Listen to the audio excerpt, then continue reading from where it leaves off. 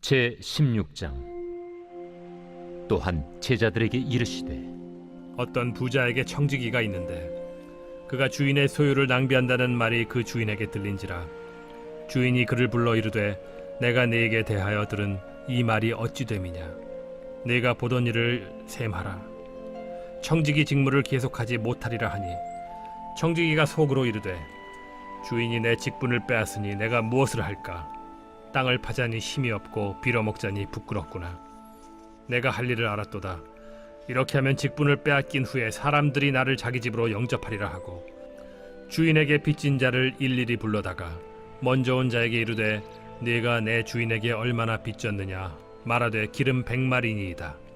이르되 여기 네 증서를 가지고 빨리 앉아 50이라 쓰라 하고 또 다른 이에게 이르되 너는 얼마나 빚졌느냐 이르되 밀 100석이니이다. 이르되 여기 네 증서를 가지고 80이라 쓰라 하였는지라.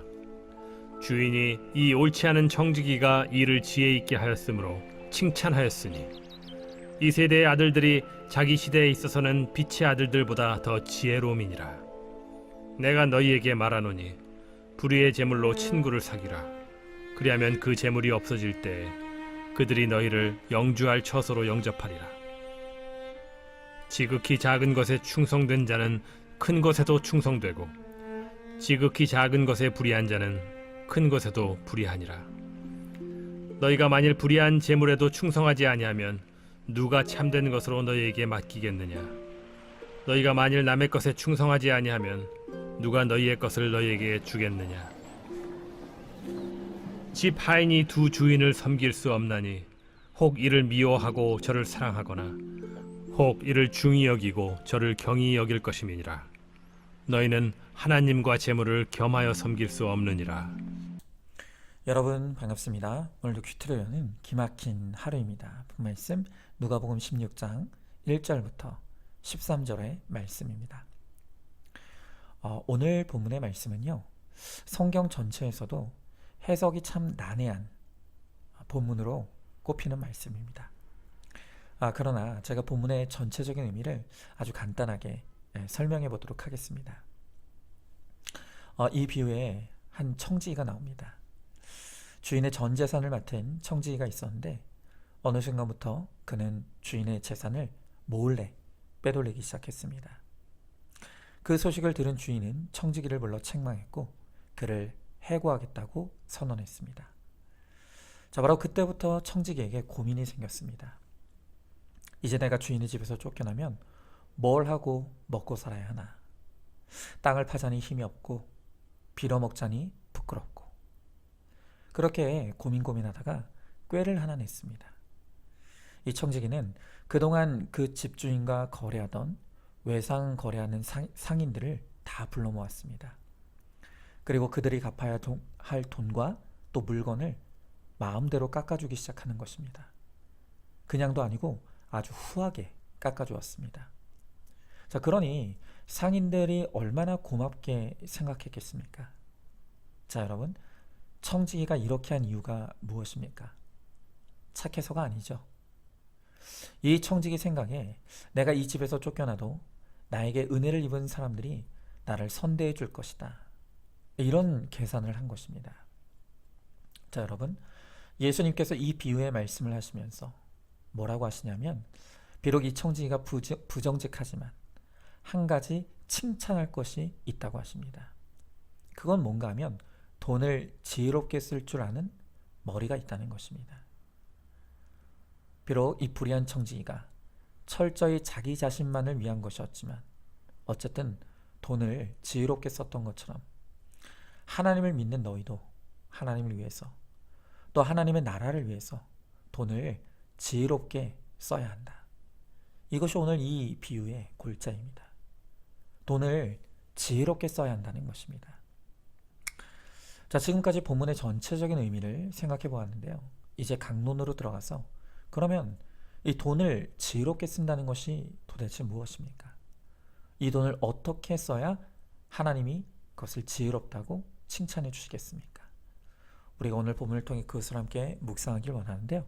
먼저 첫 번째로 돈으로 하나님에 대한 사랑을 증명해야 합니다. 자, 오늘 13절의 말씀에 집 하인이 두 주인을 섬길 수 없나니 혹 이를 미워하고 저를 사랑하거나 혹 이를 중히 여기고 저를 경히 여길 것임이니라. 너희는 하나님과 재물을 겸하여 섬길 수 없느니라 그랬습니다. 자, 오늘 주님은 하나님을 진짜 사랑하는가 안 하는가를 증명하는 방법이 있는데 그게 바로 돈이라는 것입니다. 하나님을 위해 아낌없이 쓰는 자는 그 마음이 하나님께 가 있는 사람이고 하나님을 사랑한다는 증거가 됩니다. 여러분, 오늘 주님은 너무나 명확하게 말씀하시기를 돈과 하나님 둘 다 사랑할 수는 없다고 하십니다. 돈을 사랑하든지 하나님을 사랑하든지 둘 중에 하나만 선택해야 한다고 말씀하시는 것입니다. 그래서 어떤 경우에는 우리로 하여금 돈으로부터 우리의 마음을 떼어내기 위해서 그리고 하나님만을 사랑하도록 하기 위해서 그가 가지고 있던 재산은 모두를 하나님이 가지고 갈 때도 있다는 것입니다. 여러분, 바로 그 대표적인 인물이 욥이죠. 자, 그런데 어떤 분들은 이렇게 말하는 분들이 있습니다. 저는 하나님도 사랑하고 돈도 사랑합니다. 그게 뭐가 문제입니까? 자, 여러분, 이렇게 묻는 분들에게 저는 이런 이야기를 해드리고 싶습니다. 만약 여러분의 남편 혹은 아내가 어느 날 여러분들에게 이렇게 말합니다. 나는 당신도 사랑하지만 옆집 사람도 사랑해. 그게 뭐가 문제야? 여러분, 만약 여러분의 배우자가 어느 날 그렇게 말한다면 여러분들은 내 배우자가 나를 배신했다고 난리가 날 것입니다. 여러분, 왜 그렇습니까? 부부라는 것은 오직 그 한 사람만 사랑하기로 약속하는 언약으로만 성립되는 관계이기 때문입니다. 그래서 내가 내 아내, 남편이 아닌 다른 사람도 사랑하는 순간 그 언약과 그 관계는 파괴되고 마는 것입니다. 여러분, 하나님과 우리의 관계도 똑같습니다. 우리와 하나님과의 관계 역시 언약으로 맺어진 관계입니다. 그 언약이 바로 십계명이죠. 그 십계명의 1계명과 2계명이 무엇입니까? 나 외에 다른 신을 섬기지 말라는 것입니다. 한마디로 하나님만 믿고 하나님만 사랑하라는 것입니다. 여러분, 이 언약이 지켜질 때에만 하나님과 우리의 관계는 성립될 수 있는 것입니다. 그러므로 하나님도 사랑하고 돈도 사랑한다는 것은 하나님을 사랑하지 않는다는 말과 똑같은 것입니다. 여러분, 그래서 하나님은 이 돈 문제를 통해서 우리의 진정한 사랑을 테스트하십니다. 그래서 돈을 내가 하나님을 얼마나 사랑하느냐를 테스트할 수 있는 바로 그 마음의 기능인 것입니다. 여러분은 하나님 때문에 돈을 포기한 적이 있습니까? 예배와 돈 사이에서 예배를 선택하고 신앙 양심과 돈 사이에서 신앙 양심을 선택한 포기와 희생이 있었습니까? 여러분, 그러면 여러분은 하나님을 사랑하는 사람이 틀림없습니다.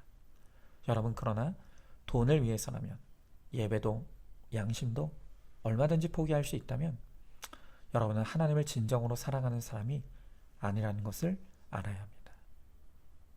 그는 참되게 하나님을 사랑하는 사람이라고 할 수 없다는 것입니다. 자, 한번 질문해 봅니다. 나는 하나님과 돈 중에 누구를 더 사랑합니까? 하나님을 위해 돈을 포기합니까? 돈을 위해 하나님을 포기하고 있습니까? 자, 두 번째로 돈으로 천국의 상을 얻어야 합니다. 자, 오늘 10절 11절 말씀에 지극히 작은 것에 충성된 자는 큰 것에도 충성되고 지극히 작은 것에 불의한 자는 큰 것에도 불의하니라. 너희가 만일 불의한 재물에도 충성하지 아니하면 누가 참된 것으로 너희에게 맡기겠느냐 그랬습니다. 자, 여러분, 하나님은 우리 모든 사람에게 각자의 몫에 돈을 주십니다. 그리고 주신 것을 통해 그것을 어떻게 사용하는지를 테스트하신다고 말씀하십니다.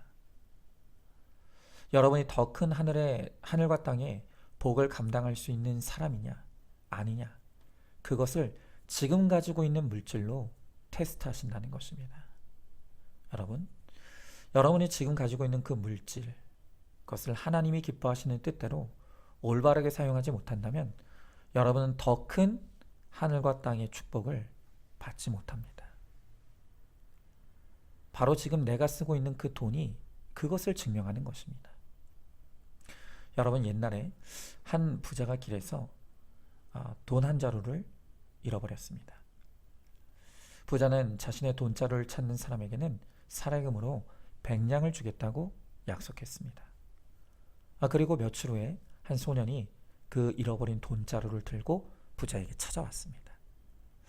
부자는 돈을 찾게 돼서 너무 기뻤죠. 그런데 가만히 생각해 보니까 이 소년에게 사례금 줄 것이 너무 아까운 겁니다. 그래서 장꾀를 내었습니다. 그리고 소년에게 이렇게 말합니다. 돈자루에서 돈이 꼭 100냥이 모자라는데 네가 미리 사례금을 챙겨간 모양이구나. 이렇게 돈을 찾아줘서 고맙다. 이제는 그만 가봐라. 여러분, 이 소년을 한 푼도 주지 않고 누명을 씌워서 내쫓아버렸습니다. 소년은 약속을 지키지 않은 부자의 행동에 화가 났고, 그래서 억울한 마음에 그 마을의 재판장을 찾아가서 사정을 호소했습니다. 재판장은 부자와 소년을 불렀습니다. 그리고 먼저 소년에게 묻습니다. 너는 자루에서 돈을 꺼낸 일이 있느냐? 없습니다. 자, 재판장은 이번에는 부자에게 다시 묻습니다. 자네가 잃어버린 돈자루는 원래 얼마가 들어있었느냐? 500냥입니다. 그러면 소년으로부터 받을 때는 얼마가 있었느냐? 400냥입니다. 자, 그러자 재판장은 이렇게 판결을 내렸습니다. 그러면 이 자루는 자네가 잃어버린 돈자루가 아니구만. 500냥이 들어있는 자루를 다시 찾아보아라. 그리고 소년이 찾은 돈자루는 진짜 주인이 날 때까지 우리가 보관하다가 기한 내에 주인이 나타나지 않으면 절반은 어려운 사람을 위해 사용할 것이고 나머지 절반은 이 소년에게 줄 것이다. 자, 여러분, 이 부자는 물질을 탐하다가 물질을 다 잃어버리고 말았습니다. 하나님도 마찬가지입니다. 하나님이 보실 때는 물질을 탐하는 자는 물질을 받을 자격이 없는 사람입니다. 그래서 하나님은 우리가 더 많은 재물을 맡을 자격이 있는지 없는지를 판단하시기 위해 바로 지금 허락하신 그 물질을 통해 우리를 테스트하시는 것입니다. 여러분, 한번 질문해 봅니다. 지금은 돈이 모자라서 11조와 헌금을 못한다고 하고 있지 않습니까? 또 반대로 지금 버는 돈이 너무 많아서 아까워서 온전한 11조 헌금을 못하고 있지 않습니까? 지금 주어진 것에 감사하고 순종하지 못하면 더 큰 것을 받을 수 없다는 것을 알고 있습니까? 마지막 세 번째로 돈을 통해 하나님의 영광을 드러내는 데 써야 합니다. 자, 여러분, 하나님의 영광이 무엇이죠? 하나님의 영광은 모든 사람이 예수 믿고 구원받는 것입니다. 지옥으로 향하던 많은 사람들이 회개하고 돌아와 예수 그리스도를 믿고 구원받을 때 그때 그 모든 것이 하나님의 영광이 되는 것입니다. 자, 그런데요, 이렇게 영혼 구원을 통해 하나님의 영광을 돌리는 일에 꼭 필요한 도구가 있습니다. 그게 돈입니다. 여러분, 하나님도요, 하나님의 꿈을 이루시기 위해 돈이 필요하십니다. 그래서 하나님께서는 그를 사랑하는 자들의 지갑을 이용하셔서 오늘까지 그의 비전을 이루고 계시는 것입니다. 여러분, 지금까지 2000년 동안 하나님은 돈이 부족해서 그의 영광을 잃어버린 일이 없습니다. 하고 싶은 거 다 하셨습니다.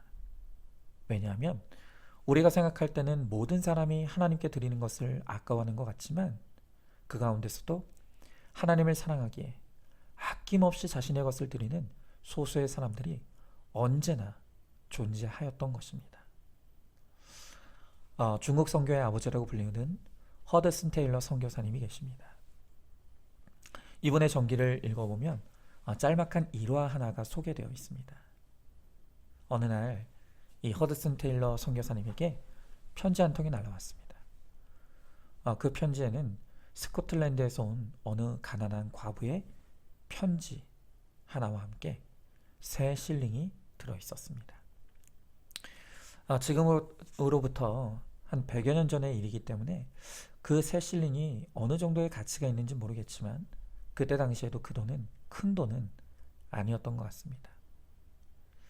자, 그런데 그 돈과 함께 보낸 편지에는 이렇게 적혀 있었습니다. 저는 가난한 과부입니다. 한 주일에 사는 생활비가 겨우 2-3실링입니다. 그런데 제가 고기를 사 먹지 않고 절약하고 절약해서 지금 이 돈을 보냅니다. 이 돈을 저 중국에 예수를 모르는 사람들을 위해 써주십시오. 저는 고기를 먹지 않고도 살 수 있지만 중국에 있는 영혼들은 예수 없이는 살지 못합니다. 여러분, 하나님이 우리들에게 물질을 요구하시는 이유는 하나님이 가난하고 거지라서가 아닙니다. 다만 얼마라도 우리가 하나님께 정성껏 드리는 그 물질을 통해 주님은 우리와 함께 주님의 나라의 역사를 이루고 싶어 하시는 것입니다. 여러분, 제가 지난번 잃어버린 한 마리 양의 비유에서 말씀드렸듯이 하나님께는 한 사람이 곧 세상이고 한 사람이 곧 교회입니다. 여러분, 그렇기 때문에 우리가 얼마가 되었든 우리의 힘껏 영혼 구원하는 일에 우리의 물질을 드릴 때 그 물질을 통해 한 영혼이 구원받게 되면 그것이 곧 세계를 구하는 것이고 그것이 곧 한 교회를 세우는 일입니다. 여러분, 내가 드린 물질이 세계를 구하고 또 교회를 세우는 일에 쓰인다면 이것만큼 가치 있는 사업이 어디 있겠습니까? 하나님을 위하여 심는 것에 하나님은 100배, 아니 1000배, 10,000배의 것으로 갚아주시는 것입니다. 여러분, 그렇다면 우리가 하나님을 위해 우리의 물질을 투자하는 것은 정말 수지 맞는 일입니다. 하나님께서 내게 맡기신 것을 힘써 주님의 영광을 위해 드리고 사용해 보시기 바랍니다. 하나님이 반드시 그것을 기억하시고 더 귀한 하늘과 땅의 은혜와 복으로 갚아 주실 것입니다. 자, 한번 질문해 봅니다.